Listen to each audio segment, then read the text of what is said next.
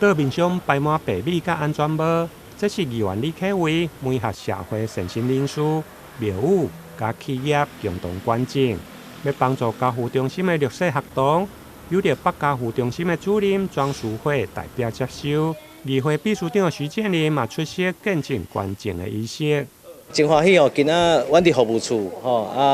这个长期跟着一些社会的爱心善心人士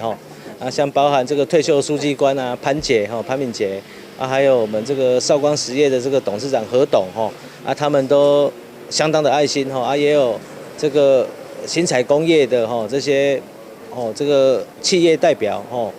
共同捐助我们关心我们南家福跟北家福中心。我们知道南家福跟北家福他们长期都照顾了这些弱势家庭的学子他们这个在求学的过程还是平常的生活这个所需也是都相当的繁大今仔日我那跟着这些民间的善心人士，特别也有捐助他们这个奖助学金非常感谢透过潘姐潘书记官的一个协助那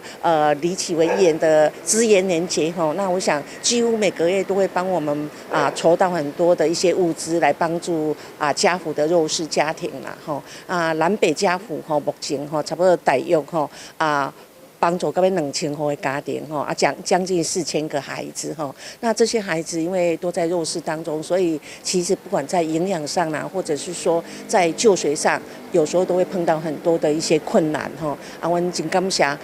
启为议员以及咱的迄个潘敏杰书记官咱帮忙家庭节真侪资源透过伊包括可能鲜花或者是像说安全帽的一些捐赠啦真的是给我们的孩子帮助很多。这届关键的物资包括白米总共365包，以及安全帽110顶，还有208000块的奖助学金，分别予南家福甲北家福中心。北家福中心统计，平均一学期需要筹募680万的助学金，去年8月20颁发，还有122万的缺口。家扶中心希望各界共同来协助，予家扶的助学希望工程会用顺利来推动。台南新闻引根采访报道。